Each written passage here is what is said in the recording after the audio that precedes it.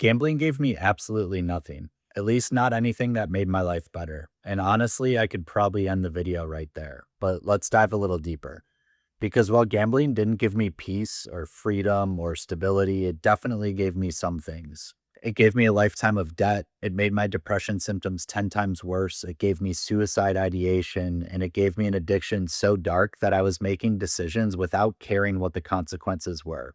Because if I'm being completely honest, there were points where I didn't really care whether I was alive or dead. That's what gambling gave me. Not a better life, not happiness, not peace of mind, not security, just destruction disguised as hope. If you're new here, my name is Joe, and on this channel, I talk about gambling addiction, recovery, and the reality of what this looks like when this stops being fun and starts taking over your life. As I'm recording this, I'm coming up on 2 years without placing a bet, and that still feels crazy to say out loud because there were times in my life where gambling was so normal and so constant and so built into how I thought, how I coped, and how I functioned that the idea of going 2 full years without placing one single bet would have sounded impossible. Not difficult, impossible. So if you want honest conversations about gambling addiction, recovery, and what it actually takes to rebuild after this stuff, make sure you subscribe. Because in this video, I want to talk about a question I think more gamblers need to ask themselves honestly. What has gambling actually given you? Not what could it give you one day, not what you hope the next bet might do. What has it actually given you in your real life so far? Because when you're deep in it, you usually don't ask that question. You ask yourself what gambling might give you next. Maybe this next bet gives me breathing room. Maybe this next win gives me momentum. Maybe this next one gets me out of the hole. Maybe this next hit changes everything. Maybe this is the one that turns it around. That's the trap. It keeps your attention on fantasy instead of reality. And fantasy is powerful. Because fantasy says you're not trapped. Fantasy says you're not done. Fantasy says you're not buried. Fantasy says you're one win away from relief.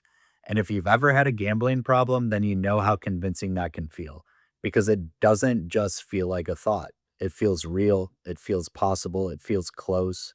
That's why people stay in it way longer than they ever planned to because they're not just gambling on a game. They're gambling on a future version of their life that never seems to arrive. And when I look back honestly at what gambling actually gave me, the first answer is stress, a ridiculous amount of stress. And not just the obvious kind, not just the money losing stress. I'm talking about the stress that follows you around all day, the kind where your body is sitting still, but your brain is pacing nonstop. The kind where you're technically in the room, but mentally you're somewhere else, checking a score, checking a line, checking your bets, thinking about what already lost, thinking about what might start next, thinking about how to get it back, thinking about what move to make now. That's not peace, that's not fun, and it's not entertainment. That is a brain that has been hijacked. And the scary part is when you live like that long enough, it starts to feel normal. You get so used to being tense all the time that you stop noticing how bad it is. You think it's normal to wake up with anxiety. You think it's normal to be restless constantly. You think it's normal to be distracted during everything. And you think it's normal to never fully relax. You might even think it's normal to always need something going on, and it's not. And I think that's one of the biggest lies gambling tells you. It convinces you that chaos is normal. It convinces you that living in a constant state of stimulation, urgency, regret, and panic is just part of life. Again, it's not. That's what addiction feels like when it is fully settled into your nervous system. And once that becomes your baseline, peace starts to feel unfamiliar. Silence starts to feel uncomfortable. Calm starts to feel boring. That's how deep this thing can get. The next thing gambling gave me was obsession. And I think this is where a lot of people on the outside really don't understand how bad this can get. Because from the outside, it can look like a habit. Like, okay, he gambles too much. But when it gets really bad, it's not just a habit. It becomes the system your brain is running on. You're not just placing bets, you're thinking through gambling. You wake up and check the slate. You look at what happened overnight. You look at what soccer is on. You look at what US sports are on later in the day, and you start planning your day around games. You start looking ahead to what can be a live bet later, and you start thinking in terms of lines and angles and timing and opportunity before you think about regular life. And even when you're not actively betting, you are mentally orbiting gambling. That is obsession, and obsession is exhausting because you never really get a break from your own mind. When there's no game on, you're waiting for one. When there is a game on, you're locked in. When you win, you want more. When you lose, you need to solve it with another bet. When you say you're done, your brain starts negotiating. There is no off switch. That's why this was never just bad decision making. This was a full mental takeover. And I think a lot of gamblers know exactly what I mean by that, because at some point, gambling stops being the thing you do and it becomes the atmosphere you live in. Gambling also gave me a completely distorted relationship with money, and this one matters a lot because addiction doesn't just take things from you, it changes what those things mean. Money stopped being money to me. It stopped being rent. It stopped being food. It stopped being flexibility. It stopped being safety and it stopped being peace of mind. It just became gambling fuel. $100 wasn't $100 anymore. It was a shot, a chance, a deposit, a way to chase, a way to maybe even get back to even or create momentum. And when your brain starts seeing money like that, everything gets dangerous. Because now the thing that could reduce stress in your life becomes the thing you risk for a temporary rush. The thing that could make your life safer becomes the thing you're willing to light on fire because you think maybe this time it turns into more. That's such a warped way to live, and it took me a long time to fully understand how twisted my relationship with money had become. Because gambling doesn't just drain your bank account, it trains your brain to stop respecting what money is supposed to do for your life. And that leads into another thing gambling gave me: false hope. And false hope might honestly be one of the most dangerous parts of gambling addiction. Because hope is supposed to be a good thing. Hope is supposed to help people, but gambling hijacks hope and turns it into something manipulative because gambling is not real hope. Real hope is built on action, it's built on consistency, it's built on change, and it has substance behind it. Gambling hope is different. Gambling hope says, maybe I don't have to face this yet. Maybe I don't have to accept how bad things are. Maybe I don't have to build my way out slowly. Maybe one big win can shortcut the whole process. Maybe one break changes everything. And that kind of hope is intoxicating because it feels so much better than reality. Reality says this is going to take time. Reality says there are consequences. It says there's no quick fix. It says you might have to sit in the mess for a while. Gambling says, maybe not. And that's why it's dangerous, because it keeps you emotionally attached to something that is slowly destroying you. There were so many times I wasn't gambling because I thought it was fun. I was gambling because I wanted relief. I wanted escape and I wanted a sudden shift. I wanted to believe I wasn't trapped inside the mess I had created or the mess I felt stuck in. That's a very different thing than entertainment. And once gambling starts feeling like an answer, that's when it gets really dark because it's not solving anything. It's delaying, it's distracting, it's draining, and it's deepening the hole while making you feel like you're climbing out of it. And real quick, if any of this sounds familiar and you know you need actual help, therapy can make a huge difference. If you've been putting it off or telling yourself you can handle it alone, that's probably even more reason to look into it.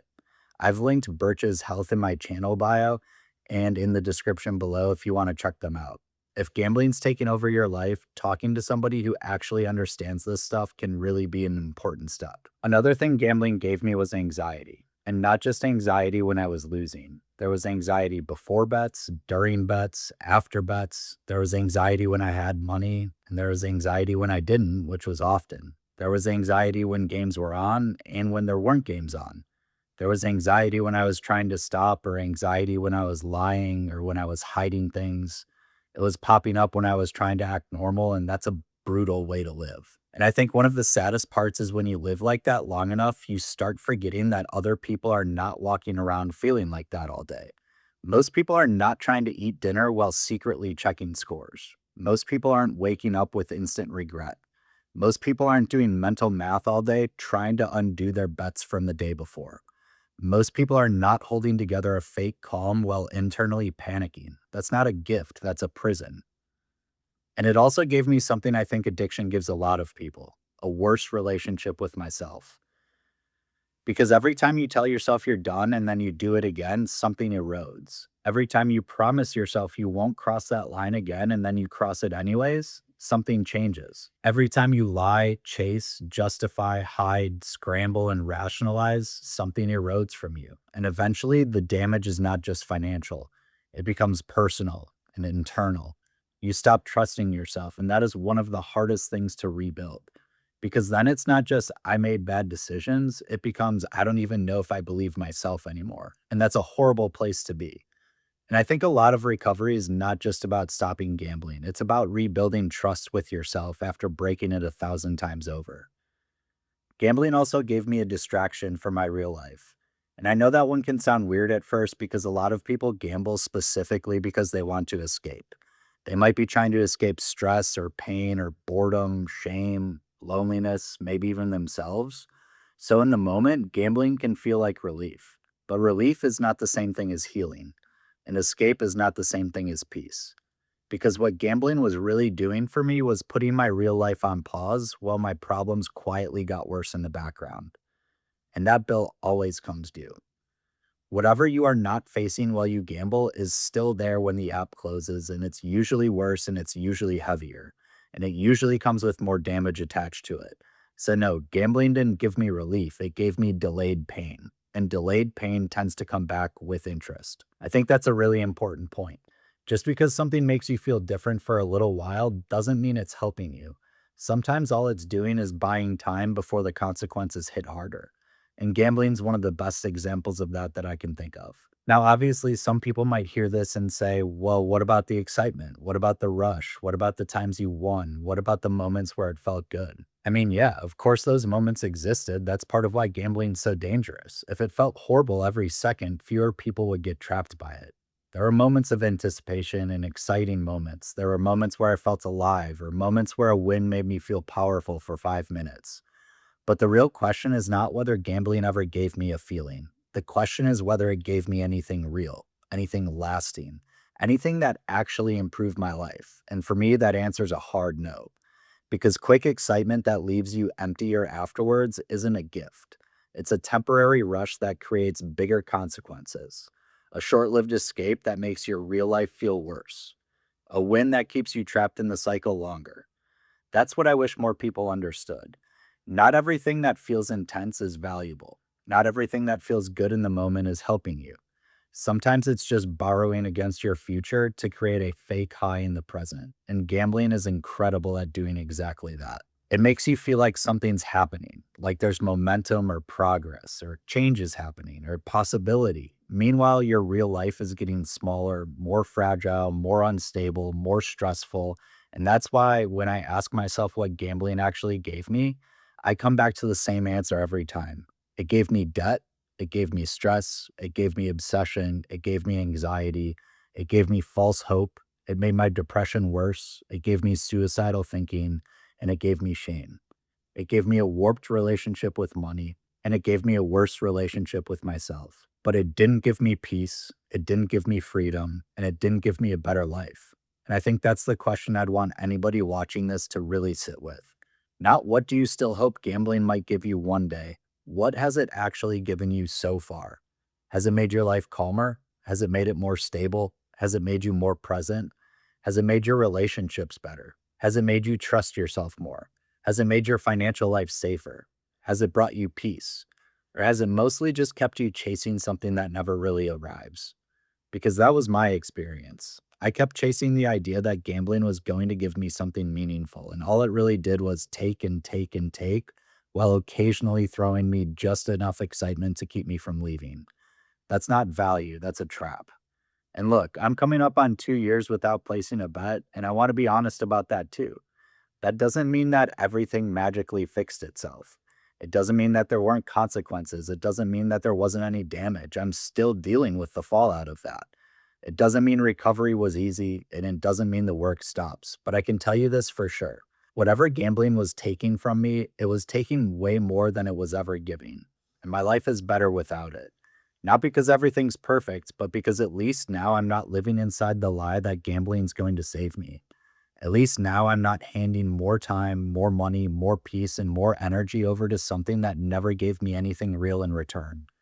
At least now I'm not confusing stimulation with happiness, or false hope with real change, or action with progress, and that matters. So if you're watching this, I just want you to sit with this question honestly. What is gambling actually giving you? Not the fantasy, not the one off win, not the rush, not the maybe, not the next time. What is gambling actually giving you in your real life? Because for me, when I finally answered that question honestly, that was a huge part of waking up. If this video spoke to you, Please subscribe to the channel. I make videos every week about gambling addiction, recovery, and trying to rebuild after all of this. And let me know in the comments, what did gambling actually give you? Because I think a lot of people need to hear that they're not the only one with that answer.